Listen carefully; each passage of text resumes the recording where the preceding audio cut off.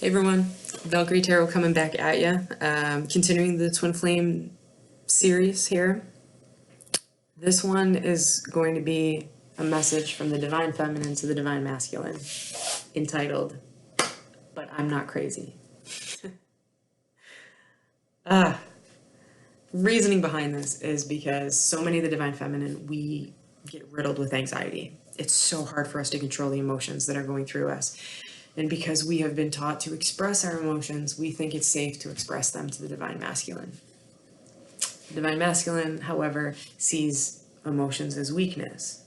So it can kind of cause a little bit of an issue in the relationship, or dynamic, I guess. As a Divine Feminine. And this is me speaking in general. This is not me speaking directly to my Divine Masculine if they ever wind up watching this. We have a need to be seen. Human beings in general. But the Divine Feminine, we are nurturing, we are caring, we are empathetic, and we have a massive heart that we just want to share.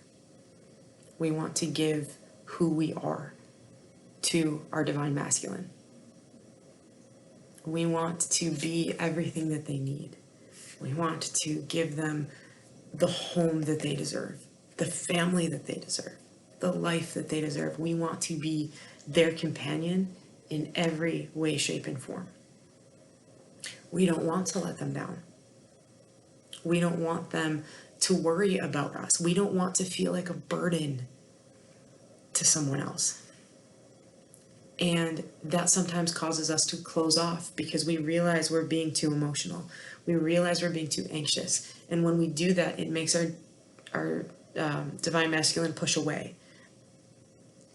And we try so hard not to have that happen because the farther they get, the more it hurts us. But we realize we're responsible for it at the same time because we can't control our emotions. A lot of times, the Divine Masculine is the one that is the workaholic, is the one that's going to put more of themselves into external rewards. The Divine Feminine more wants internal rewards. They want that feeling of safety. They want that feeling of respect. They want that feeling of belonging instead of the physical aspect of it. And what happens is the Divine Feminine, once they hit this anxious wave, a lot of them go through their shadow self, dark side of the soul type of thing. It's us purging, like the purge, purging these negative emotions that have been inside of us our entire life that we've never dealt with.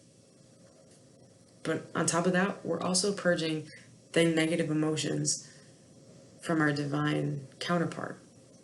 And you guys might not realize that. We might not realize it, but we are taking your energy, we are taking your burden, adding it onto our own, and learning how to transmute that energy and heal not only ourselves, but you.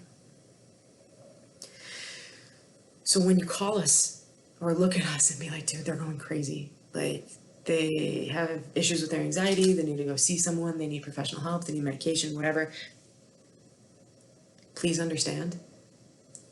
In some cases, yes, perhaps. Mental illness is something I take very seriously. And if you believe that you or your loved one may be suffering from mental illness, please seek help. But in situations like a twin flame dynamic, a lot of times this influx is because the energy is stuck between the two of you and you're not talking about it. You're both trying to deal with it on your own. And you're not talking about how you feel. Probably because the Divine Feminine doesn't know if they can talk to the Divine Masculine about how they feel. And the Divine Masculine definitely does not want to admit how they feel. Because it forces you to have to be real. And it's scary. It's really scary.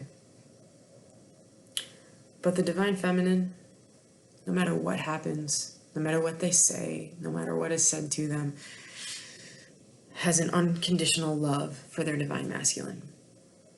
No matter how much time goes on, no matter what actually has occurred, they are always going to love their divine masculine. And the divine masculine may run. They may run to other people. They may run to other states, locations, countries. But they're just running from the connection because the connection is too real for them. And they don't trust it because it's unlike anything they've ever felt. The divine feminine almost always is the one to give in first. The one to work through their emotions because they're comfortable in the depth of those emotions. The divine feminine feels everything so strongly. And the divine masculine looks at the divine feminine and they're like, I'm hurting her. I don't know what to do. I can't do this. I can't feel guilty about this. And a lot of times they leave.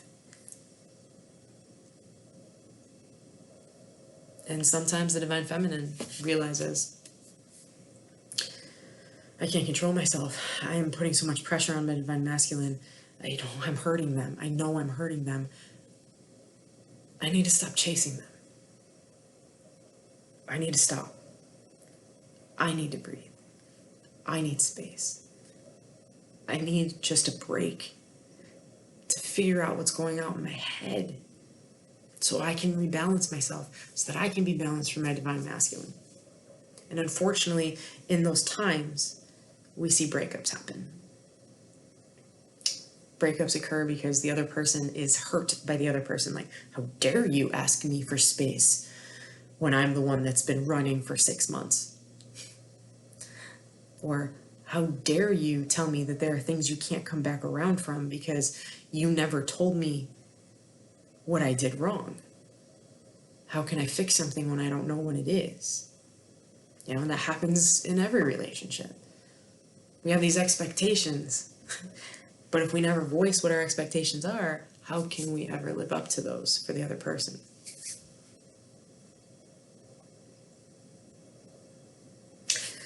So, divine masculine out there, I'm just going to ask you to take a step back, look at your divine feminine from a higher point of view, not from the point of your ego, because our ego is the lowest level of energy within us. Look higher. Think about how you feel with them. Think about how much emotional strength it takes to actually balance these deep emotions. Think about how hard it must be for them to be working through this anxiety alone. Think about what you want out of a relationship, out of a relationship that you know will last. What you want, what you deserve, not what your ego wants, what you want. If it's in your divine feminine, take a step back. Put the work in for yourself. Learn to feel these emotions. And they'll be hard. Believe me, they are hard. Work through them at your own pace, whatever speed you need to. And when you're ready, contact your divine feminine. Have a real conversation. Show them who you really are. Because they're going to be there for you when you come back. We always are. No matter how long. The divine feminine will always hold a space for the divine masculine in their life. It's up to you to take it. Until then, I will be back with another story somewhere, whatever the universe decides to trigger me to do these. I hope this helps some of you out there. I hope it helps you heal. And I really hope some of you get to work through your separation phase and get back into the union phase, because Lord knows I would like that. If you have any questions or anything you want me to talk about, shoot me a message down below. And I hope to hear from you guys soon. Deuces.